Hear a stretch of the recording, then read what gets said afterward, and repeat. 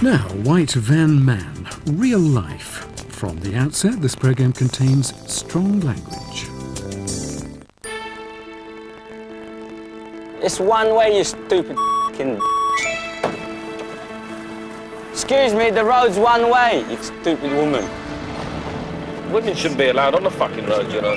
I've had 3 accidents since I've been driving vans. One of them was a major one, but none of them were my fault. He's the latest cultural stereotype, but behind the label, he's got a secret life and a story to tell. Tonight on Real Life, who is White Van Man? Aggressive, ignorant. About right. What's your problem? What's your problem? Hey? Don't your indicator work? Are you too busy wanking yourself?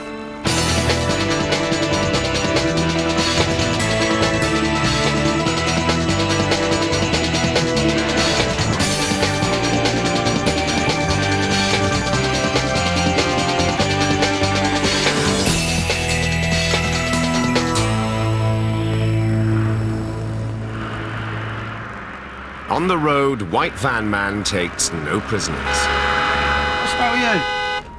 F*** off, you old... How much fruit do you want? Just because you got a f***ing Merc? He's probably a fucking High Court judge. In the urban jungle, he's developed a language all his own. Come on! Look, he's double park. Come on, fuck's sake! Come on, the guys are sitting there wanking. Thanks to his forceful nature, he's got a column in the Sun. Look at this fucking idiot. Look at this. Oh, fuck, and then he crashes the van. John Prescott even wants him banned.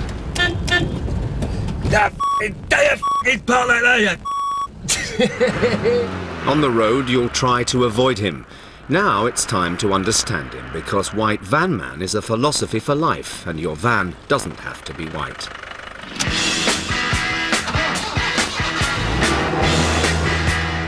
There are more than 2 million van drivers in Britain. This is a film about 3 of them, all in their 50s and all single.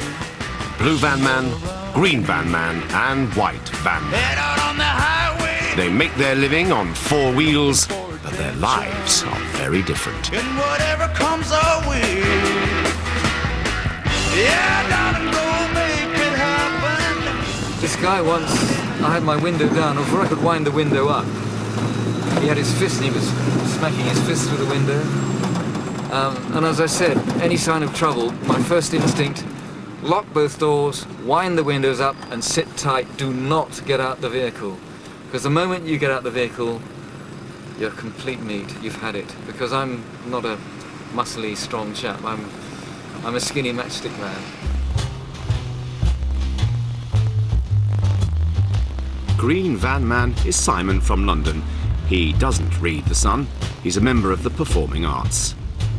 Everybody knows an actor, or everybody knows someone who knows an actor, who's always out of work, who's always waiting for the phone to ring.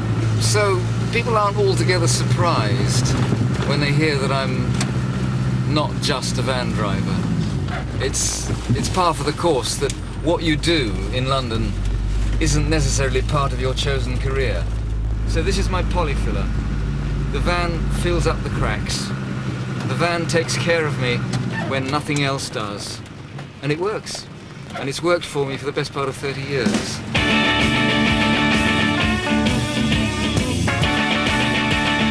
Up in Leeds, where he runs his own removal business, Ray's never even heard of White Van Man. He's also never heard of career structure. Over my lifetime, I must have done over 50 jobs. I started work in the local grocery store in Elm Firth. Then I moved on to Pontins Holiday Camp, where I got sacked for shagging. Then I started work as a milkman. And as a milkman, I couldn't get up in the morning. I never could get up in the morning. After that, I decided to work as a bacon boner. And you had to be fast. You had to get those bones out fast. So then I moved on to another job, selling pork pies. When I was about 40, I started getting a bit worried about what I was going to do in my life. So I decided to start up as a butcher. Then I went to America, came back, and I worked as a barman in an insurance company. Back into engineering again, carpet fitter, car salesman. I can't stick at a job for too long because I get fed up. And as soon as I get fed up, I start messing about. As soon as I start messing about, I get the sack. It's a lovely day today. Yeah, I've had some near misses. I had one bloke, I was underneath the bonnet one day, he come past, whacked my mirror. Shot off. You know, well-to-do bloke. I slammed the bonnet down, got in the motor, and off I went, chasing him. And I caught up with him. Told him he was in serious fucking trouble. He's hit my motor, hit and run, I said. Failed to stop after an accident. And he said, I pay cash, I pay cash. I said, yeah, I think you fucking will, I said. He said, how much is it? I said, a score. He said, does that mean £50? I said, fucking right you do. And he gave me 50 quid. So I bought 2 fucking mirrors. Made in Wales, transported to Brighton, Taffy is White Van Man. His speciality is rubbish. One of his more recent jobs, dumping a van load of dog faeces from a garden in Hove. I was down the mines. In Wales, I've worked on the mines and I dug in what they call the smallest seams down there, which is about 2 foot 6 seams. Hands and knees. And then I joined the Merchant Navy. Seen the world. Come out, went back down the pits. You know, I have been on the dole and on the sick through the drink. I've just come off it all now and, you know, put myself into it to see if I can keep going without signing on again. Because there's no money in there. It's no good, you know, being on the old social because there it is out here, there's money to be earned.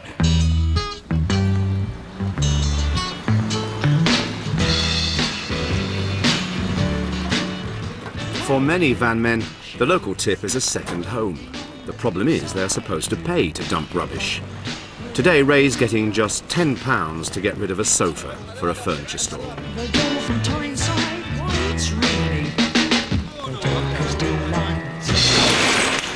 Well, at the tip, you're supposed to pay £50 minimum charge in order to dump anything. And the problem is, as soon as I open up my van, they know that I'm commercial and you're not allowed to dump commercial waste. You've got to be private. I don't like doing it. It makes me sweat blood because they give me earache all the time if they catch me. And if they catch me, I have to go on to the next tip and the next tip. And it costs me petrol money. I'm trying to keep my costs down. I'm doing it for next to nothing. So I can't afford to go from tip, tip, tip, tip, tip. And those people at the tip, they think they're gods. So to overcome that, I've got to outthink them. And the way that I outthink them is speed. I like to get in and out fast before they've realised what's happened.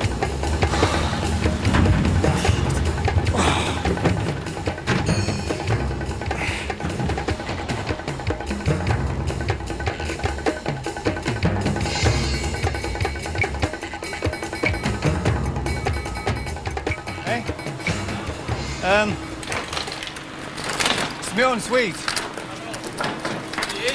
Hey? What are you in? A car, round corner. You're not? Yeah, I just had it on roof rack. Oh, I see. Sorry. Yeah, Mum, no, I I thought just you put were it in a I just put it on van. roof rack. Okay, don't worry about it.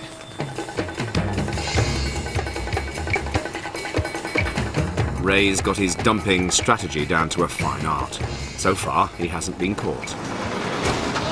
Is it all worth it for tenner? It is if I'm not busy. If I've got a bit of spare time, I've got to make some money in it. If I haven't any money that week, I've got to get it somehow. So it's worth it for a tenner. I'm sure a lot of people have put themselves out for a tenner to make it quicker. Well, these people think they're God.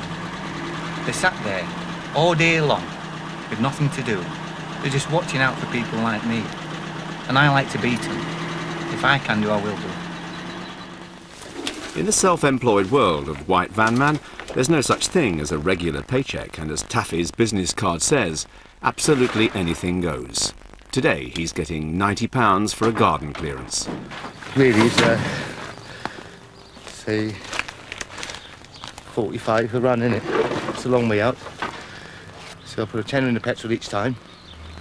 That brings it down. By the time I give Michael the cut the bob in there, I don't get a lot out of it. Not really. Especially if I ain't got no more work this week. Do you know what I mean? I had these when I was in the Merchant Navy, when I was about 16. Some of them got meanings. 3 of us had them in Wales. 3 of my mates. 1, you know, apparently died. Got murdered. That's my first wife. There she is, look. She left me. She crossed the name off? Yeah. Got another one there. That was my second wife, Marlene. That's finished. Got a girlfriend there somewhere. Went to Bristol one day and had it put on me. Of course, a couple of weeks later, I had to go and have it taken away. There's more crossings off there than people's names. Well, it just goes to show I'm out with many women, doesn't it?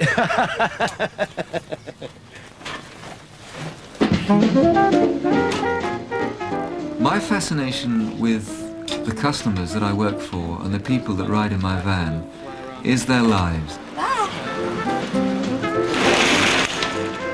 It's like a confessional box, that car.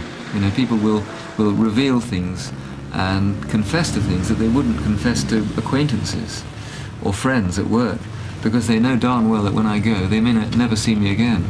So do I detect an Antipodean twang? You lived in Australia? Yeah, I lived for 8.5 years. But you're not from Australia originally? No, I'm English. Oh, right. I just, at the age of 22, I just decided to go off and go to Australia for a while.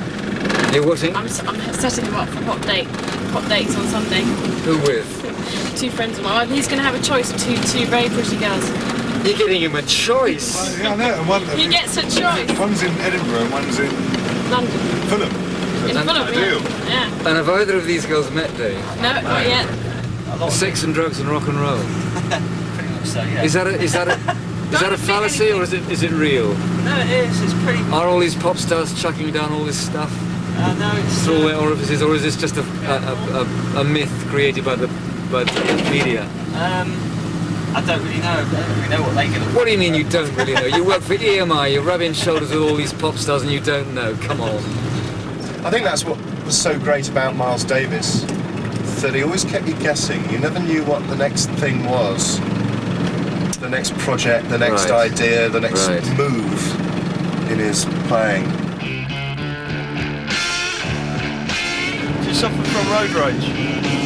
No, the others suffer from road rage. I just tell them fucking off.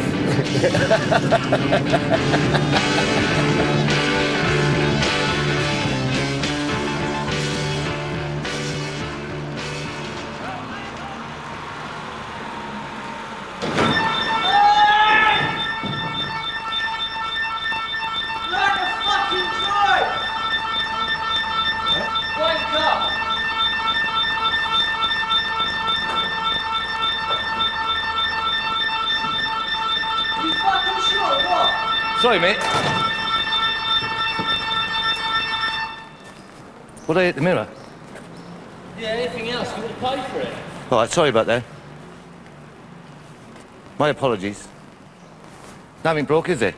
No, you take your fucking head at your arse, no that.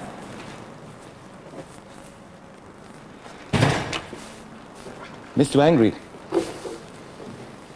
Shouldn't be so narrow this road, should it, really? Ah. Hey?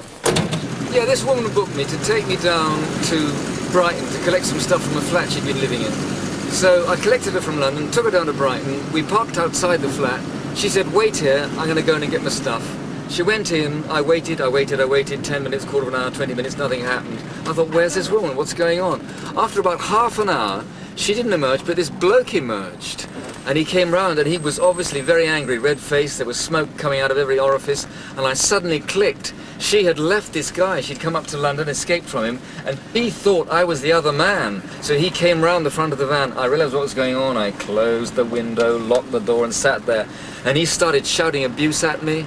He said, you bastard, you took my woman from me, how dare you do this, who do you think you flitting with her, she's mine, she's not yours, you get out of it, go on, get off home, go away. And I said, look, I'm just the van driver, okay, I'm nothing to do with this, I don't know the woman.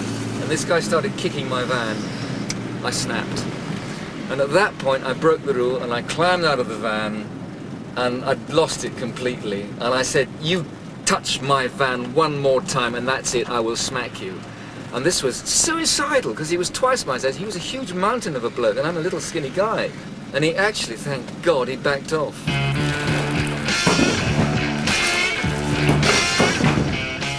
Simon's not a risk-taker, but for Taffy, breaking the rules is part and parcel of the job. When there's work about, he's dumping rubbish on a daily basis. Today, it's 25 bags of rubble, but only he knows where they're going. I can't pay the prices for tipping it in a big industrial tip because I would never be able to get any work. The prices would be sky high. I don't tip it on the road or anything like that. I actually go to a site where I've got an arrangement with someone so I can empty it and just keep plodding on and earning a little living.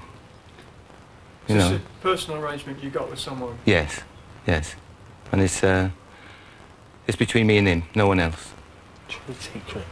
Trade secret, is it? The van has become a way of life, but it also provides an escape from the past. I was very high profile that I couldn't actually go down to the corner shop and buy a paper without being spotted. I was drinking between 10, 15 pounds a day. I could go out with £60 in my pocket and spend a lot. Go home potless. I'm just an old hippie. This is where they end up. In bed doing removals.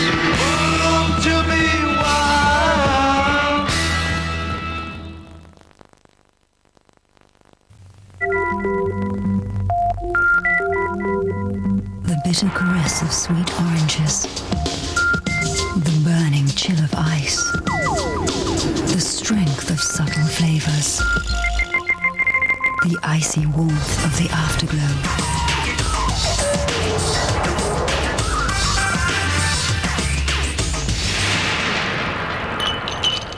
Cointreau, a challenge for your senses.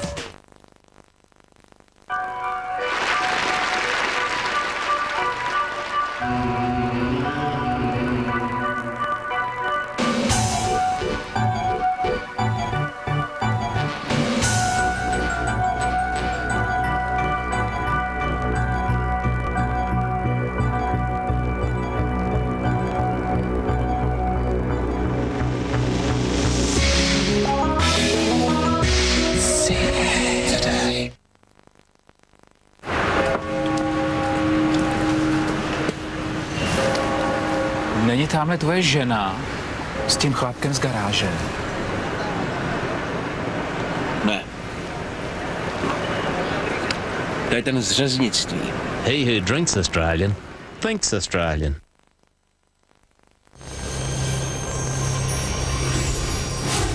Why does it always rain on me?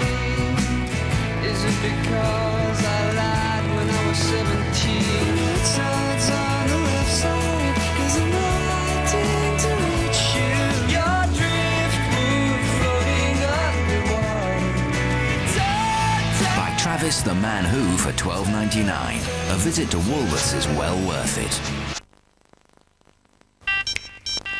Hear that? It's coming straight out of the C25, and I gotta let you know, it's my sound. Small, light, smart. The new Siemens C25. Get it? Be inspired.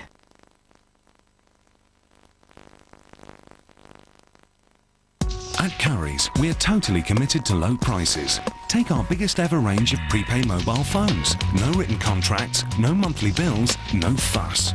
And with all 4 networks, all the vouchers and all the latest features, cool mum, we are sure to have your perfect package. And we promise, if you find a cheaper price locally within 7 days, we'll beat it by 10% of the difference. Currys, the choice for you. Is this the real life? Music of the Millennium. It's just fantasy. Imagine all the people. 37 phenomenal tracks from the greatest artists of our time. The stars and the songs of a lifetime on one double album. Music of the Millennium. Out now.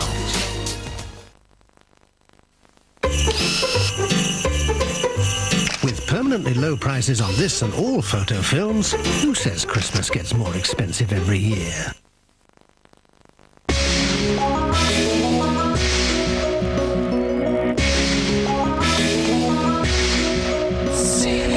Today.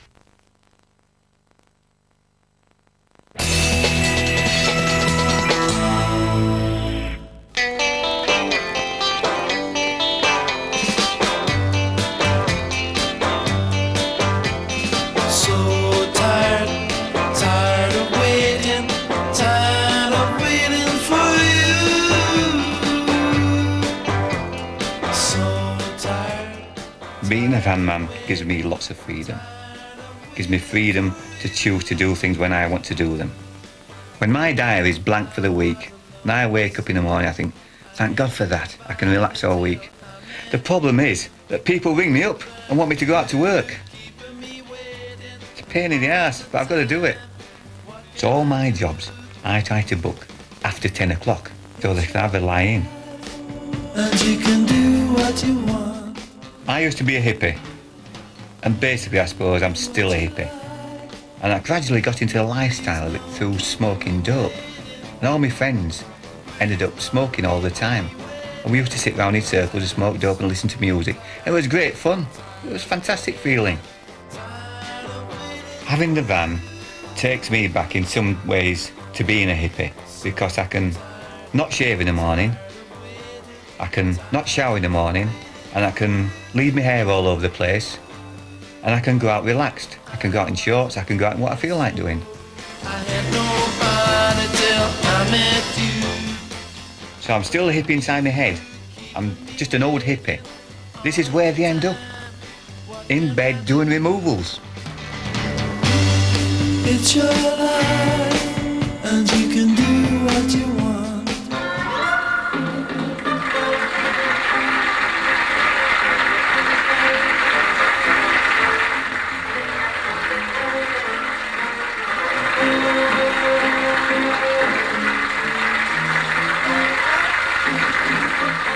Mr. Collier with Miss Neville. Very good taste, very good taste. Mr. Evans, who is late.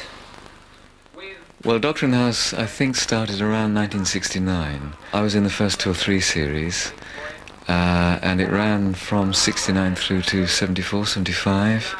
And when I was in it for the first 2 or 3 series, it was mega.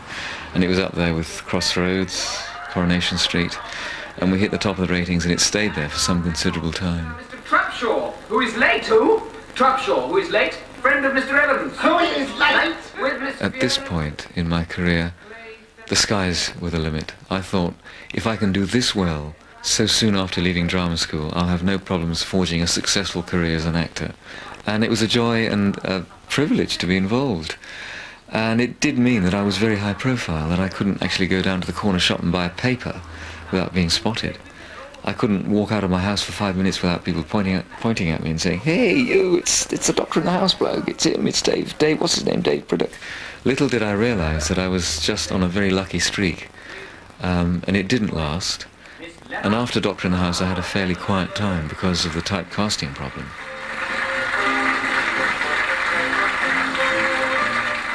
Doctor in the House was a golden period, certainly. When I was at school, I couldn't read or write. They thought they called it you was a dunce. You was thick in the dunce. So even when I was at the infant school, I can remember spending more time on the rocking horse than I could in a class. As far as I was aware, there was no such thing as being dyslexic. You was thick. You was a dunce. And I stayed in, when other people was going up a class, I had to stay in the same class because I was nowhere near them. You know, I couldn't pass any exam or anything because I kept cheating by trying to look at there it is. I tried to do work that didn't involve reading and writing because I couldn't read or write, so I have to do something that didn't involve any of that. This is brilliant for me because I can't read or write, and this is probably what I wanted all my life, that what I'm doing now.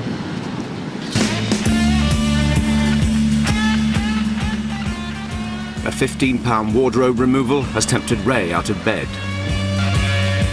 Simon's heading for a gallery in Mayfair to pick up sculptures for an artist. And Taffy's going where he always goes when work dries up, the local tip. And I did this, sold within 15 minutes of coming into the gallery, put it on the print, it was gone. How much did it go for? 5.5 grand. Yeah, reasonable. What do you think? At £14 an hour, Simon would have to work solidly for 9 weeks to buy it, but he'll shift it for 60 quid. Okay, I think you tend to end up using your van for jobs that you particularly like doing, and you become more and more selective.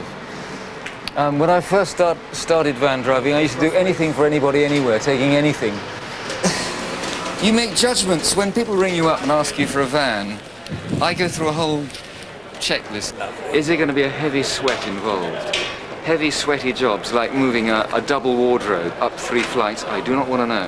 Right down, that's it. Right. Oh, whoa, whoa, whoa, whoa, hold it. Can you lift your end up? Yeah, no problem. I'll go up first. I've got to stop it slipping, won't you? Okay. Oh, hold on. Hold on. Oh, shit. Right, okay. Lift it now, yeah? Yeah, straight out. Oh, fucking hell. Hey, I've never had one like this before. It's a nightmare. What I'm wondering is if it'll go upstairs or not. Because it's a big... We only just got it down here. Is it same size flat? Pain in the bloody ass. Yeah, I thought this was going to be a flyer, but it's not. Depends what happens on the other end. It could be even harder on the other end. Problem is, they never tell you. They tell you lies. For those days when the phone's not ringing, Taffy and Michael have developed a business strategy borrowed straight from Steptoe and Son. Yeah, look at that down there, look. There's an old bath here, mate. Look. That's worth a few bob, that bath, look. Look at that. That's worth a few bob. If that wasn't on there, you'd get about 40 or 50 quid for that, but people would still buy it for the taps. Oh, look at this here, look, see? That'd come in handy for someone, wouldn't it? Big old pair of Stilsons. That's all right for taking them taps off there, look. Could have used it to take the taps off there. It's amazing what people chuck away. It's amazing. You'd never believe it. One person's rubbish is another person's treasure. It's like this. If you name something, one day it'd come in here and I would take it. If you said you wanted a pair of shoes, I'd get them. If you wanted a jacket, I'd get it. People down this way, if they want a new telly, a fuse could go in their box, in the plug. They'll dump it. They won't have it repaired. It's like more money in cents.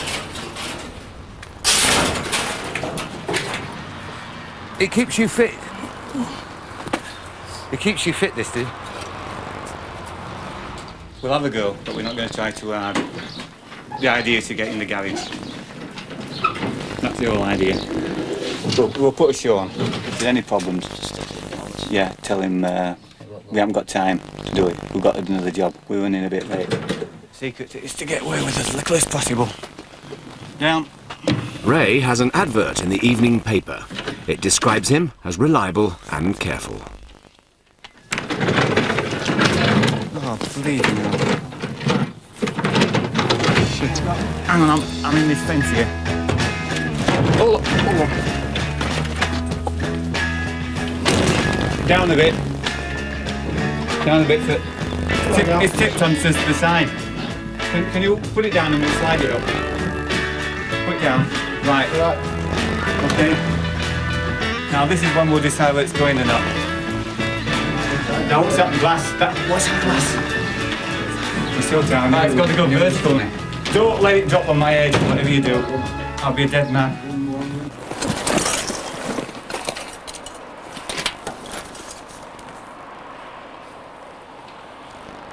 That looks quite good. I've never seen nothing like that before. I suppose I better keep there. Have you seen anything like that before? 1953. Must be the coronation. What would you do with that?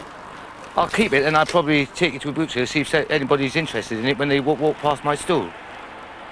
I don't know what to ask for it. Could be worth a lot of money. It's like a rat. You're in here looking around to see what you can get hold of.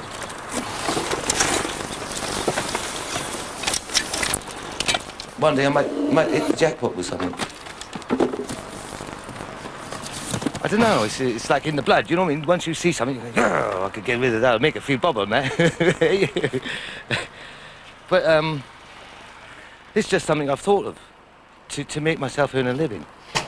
A beefy-looking relative has made his way to the top of the stairs to help out. Ray won't be leaving until the wardrobe has made it all the way into the bedroom. Take it back your way. Okay. Oh, it's scratching it now. I can see it doing it now. It's got now. Yeah. You're not taking it back now, anyway. No. You've got a scratch on it, love. You okay, are you? Yeah, we couldn't guarantee it. Would it be so awkward? Right, Dad, you want to top your end? If it had been from, say, a bungalow to a bungalow, it would have been a piss ball. But it's just them steps. And then he got his relative out to help us. So he knew we weren't going to do it. It sussed me out. So he got somebody to make sure it got in. Were you not going to bother otherwise? No, but I had to once he came out. He got involved in it, you see. Some of you win, some of you lose, but he had misused. What you can do about it. I mean, how often do you get, you know, stuck in a position like that and you're only getting £15 at the end of it? Hopefully, not very often. These are the things that age you. They can turn you into an old man if you don't watch it. So I try to avoid them if I can. You don't want them. I'd rather do without them.